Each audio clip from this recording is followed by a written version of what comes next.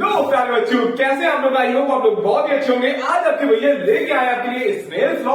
Snell's law को हम एक और नाम से जानते हैं, जो कि होता है हमारा लॉ ऑफ रिफ्रैक्शन। तो इस स्नेल्स लॉ को समझने से पहले आप लोगों को यह समझना होगा कि हमारा रिफ्रैक्शन होता क्या है। तो जैसे कि मैं क्या कर रहा हूं, एक लाइट रे को मैं दूसरे मीडियम पे भेज रहा हूं। जब मैं क्या करता हूं, एक इंसिडेंट रे को मैं दूसरे मीडियम भेजता हूं, तो लाइट रे जो होती है वो हमारी टुवर्ड द नॉर्मल बेंड हो जाती है। अब बच्चों के दिमाग में हो रहा है भैया ये ऐसा हो क्यों रहा है? क्योंकि यहां की जो डेंसिटी है, मतलब कि ऑप्टिकल डेंसिटी जो है वहां पर काफी ज्यादा है। तो इस वजह से लाइट जो रे है वो टुवर्ड द नॉर्मल बेंड हो जा रही है। समझा देता हूं। जैसे कि हमारा ये जो मीडियम है, मैं ले रहा हूं एयर, और जो एयर होता है वो होता है हमारा क्या, रेयर मीडियम। अब रेयर मीडियम और यहां पर जो मीडियम लिया मैंने वो लिया है ग्लास, और जो ग्लास जो मीडियम होता है हमारा वो होता है क्या, डेंसर। अब जो लाइट रे को मैंने क्या किया, डेंसर मीडियम भेजा, तो लाइट रे ऑलवेज जब भी डेंसर मीडियम में जाती है तो टुवर्ड द नॉर्मल बेंड होती है। एयर में जो हमारी डेंसिटी होती है वो काफी ज्यादा क्या होती है, कम होती है। डेंसर में जैसे कि हमारी जो डेंसिटी होती है वो काफी ज्यादा होती है। तो लाइट रे जब भी एयर से या ग्लास में जाती है तो लाइट रे क्या होती है, टुवर्ड द नॉर्मल बेंड हो जाती है। यहां पर मैं रिफ्रैक्शन को आपको समझा दिया हूं। मुझे समझाना है क्या, स्नेल्स लॉ। अब देखो स्नेल्स लॉ के हिसाब से क्या कर रहा हूं, अगर मैं एंगल ऑफ इंसिडेंस, ये क्या हमारा एंगल ऑफ इंसिडेंस है, ठीक, एंगल ऑफ इंसिडेंस है, ठीक, एंगल ऑफ इंसिडेंस है। और ये जो हमारा एंगल है ये कौन सा हमारा, एंगल ऑफ रिफ्रैक्शन है। अब मैं क्या करता हूं, एंगल ऑफ रिफ्रैक्शन, अगर मैं क्या कर रहा हूं, इस एंगल को मैं चेंज कर देता हूं। फॉर एग्जांपल मैं क्या कर दिया, एंगल को चेंज कर दिया। ये पहले जो हमारा एंगल था वो 30 का था, ठीक। अगर मैं इस एंगल को चेंज कर रहा हूं, जैसे कि मैंने बढ़ा के 45 कर दिया, तो हमारा जो एंगल ऑफ रिफ्रैक्शन है वो भी चेंज हो जाएगा। और भैया ये हो क्या रहा है, यहां पर तो हमको डायरेक्टली प्रोपोर्शनल देखने मिल रहा है। हाँ, मतलब कि angle of refraction, angle of incidence को बढ़ाते ही एंगल ऑफ रिफ्रैक्शन भी क्या हो गया, हमारा चेंज हो गया। तो ये जो डायरेक्टली प्रोपोर्शनलिटी बताता है हमें स्नेल्स लॉ, ये जो प्रोपोर्शनलिटी है हमें क्या बताता है, स्नेल्स लॉ। तो मतलब कि स्नेल्स लॉ का जो state according to the Snell's law हमारा कहता क्या है, according to the Snell's law ये हमसे कहता है, स्नेल्स लॉ ये कहता है कि एंगल ऑफ इंसिडेंस, मतलब कि क्या होता है, sine angle of incidence is directly proportional to the sine of angle refraction.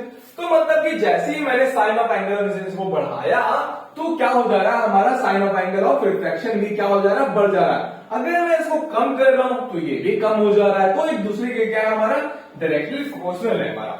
अगर मैं इस रिलेशन में, ये जो हमारा रिलेशन मिला, अगर इस रिलेशन में, तुम्हारे रिलेशन की बात नहीं कर रहा हूं मैं यहां, ठीक, अगर इस रिलेशन में मैं क्या कर रहा हूं, कॉन्सेप्ट के साथ मल्टीप्लाई कर रहा हूं, क्या कर रहा हूं, एक कॉन्सेप्ट के साथ मल्टीप्लाई कर रहा हूं। यहां पे देखो बाबू, यहां पर हम कुछ भी ले सकते हैं, जैसे कि अगर हम एन ले सकते हैं या आर ले सकते हैं। हम एक कांस्टेंट के साथ इस रिलेशन में मल्टीप्लाई करते हैं। जब मैं एक कांस्टेंट को इस रिलेशन में मल्टीप्लाई करता हूं तो यहां पर हमारा एक इक्वेशन बन जाता है, हमारा क्या बन जाता है, एक इक्वेशन बन जाता है। Sine of angle i incidence, अब मल्टीप्लाई कर रहा हूं कांस्टेंट के साथ, जैसे कि मैं एन के साथ कांस्टेंट मल्टीप्लाई कर देता हूं तो क्या होता है, साइन ऑफ एंगल रिफ्रैक्शन। तो हमको मिल जाता है स्नेल्स लॉ। क्या मिल जाता है, स्नेल्स लॉ, जो कि हम समझते हैं ये होता है हमारा क्या, स्नेल्स लॉ। यही हमारा स्नेल्स लॉ है, जो तुम लोग जानते हो, sine i by sine r equal to r constant या एन कांस्टेंट, ठीक। अब बच्चों के दिमाग में उठ रहा भैया ये एन कांस्टेंट क्या है। देखो एन कांस्टेंट को समझाने के लिए पहले हम ये जान लेते हैं कि हमारा स्नेल्स लॉ का स्टेटमेंट क्या है। ये कहता है एंगल ऑफ इंसिडेंस रे to the sign of angle of refraction is constant for the given pair of medium। ये कहता है हमारा क्या, स्नेल्स लॉ का स्टेटमेंट।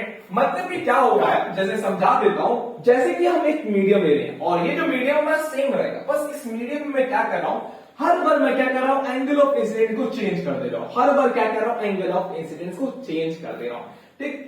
अगर मैं एंगल ऑफ इंसिडेंस को चेंज करता हूं तो एंगल ऑफ रिफ्रैक्शन में हमारा कुछ चेंज होगा। आपको सेम दिख रहा, पर यहाँ पे डायग्राम में ढंग से बनाया नहीं है, ढंग से बनाना चाहिए मुझे, ठीक। अब जब मैं चेंज कर रहा हूं तो यहां पर क्या हो रहा है, हमारा एंगल ऑफ इंसिडेंस को मैं चेंज कर दे रहा हूं तो एंगल ऑफ रिफ्रैक्शन भी चेंज हो रहा है। इसको चेंज कर दो, ये भी चेंज हो जा रहा है, ये भी चेंज कर रहा हूं तो ये भी चेंज हो जा रहा है।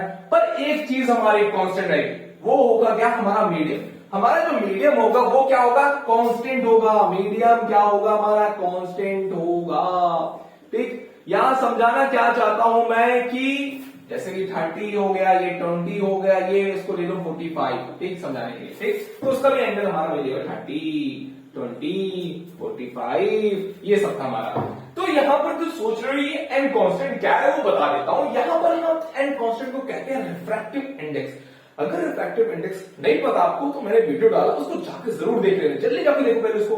ठीक, तो रिफ्रैक्टिव इंडेक्स हमारा क्या होता है, एक नंबर होता है। ये नंबर बताता है कि लाइट रे जब एक मीडियम पे जाती है तो लाइट रे कितनी हमारी स्लो हो जाती है। ठीक, ये क्या बताता है रिफ्रैक्टिव इंडेक्स, मैंने समझा दिया। जब क्या होती है, लाइट रे एक मीडियम से दूसरे मीडियम पे जाती है तो लाइट रे हमारी कितनी स्लो हो जाती है, ये कौन बताता है, हमारा रिफ्रैक्टिव इंडेक्स। रिफ्रैक्टिव इंडेक्स से हमारा क्या होता है, नंबर होता है। जैसे कि मैं बता दूं, जब भी लाइट रे हमारी एयर से ग्लास में जाती है, एयर से जब ग्लास में जाती है तो हमारा जो इस ग्लास का जो मीडियम है, जो उसका जो रिफ्रैक्टिव इंडेक्स है वो मिलता है क्या, 1.5। ये क्या मिलता है, हमारा ग्लास का क्या है, रिफ्रैक्टिव इंडेक्स है। मतलब कि लाइट यहां पर इतनी स्लो हो जा रही है। तो यही सारा क्या हमें स्नेल्स लॉ बताता है। यहां पर जो कॉन्सेप्ट है मैंने सारे कुछ समझा दिया, अगर कुछ बच रहा होगा तो जरूर बता दीजिएगा। तो यही रहा हमारा क्या, स्नेल्स लॉ। स्नेल्स लॉ के बारे में आपने सब कुछ जान लिया है, तो स्नेल्स लॉ कुछ बचा नहीं है। यहाँ पर मीडियम क्या था, हमारा कांस्टेंट था। बस सिर्फ हमारा क्या चेंज हो रहा था, सिर्फ एंगल चेंज हो रहा था। बस क्या जो हमारा कांस्टेंट रहता, हमारा ये जो था ये कांस्टेंट, ये कांस्टेंट हमारा हर जगह क्या था, सेम था। तो यही कांस्टेंट हमको यहां भी मिलता है, रिफ्रैक्टिव इंडेक्स इसको कहते हैं हम लोग। ये कांस्टेंट हमको यहां भी मिलता है। तो हर जगह हमको रिफ्रैक्टिव इंडेक्स सेम देखने को मिलता है, क्योंकि हमारा मीडियम ही सेम है। ठीक, तो ये रहा हमारा स्नेल्स लॉ। आई होप आप लोग को समझ में आ गया होगा। तो मिलते हैं अगले वीडियो में, तब तक के लिए जुड़े रहें अपने भैया के साथ और अपने इस वीडियो को भैया अपने दोस्तों तक भेज देना यार, क्योंकि ज्ञान बांटने से ज्ञान बढ़ता है। तो मिलते हैं अगले वीडियो में।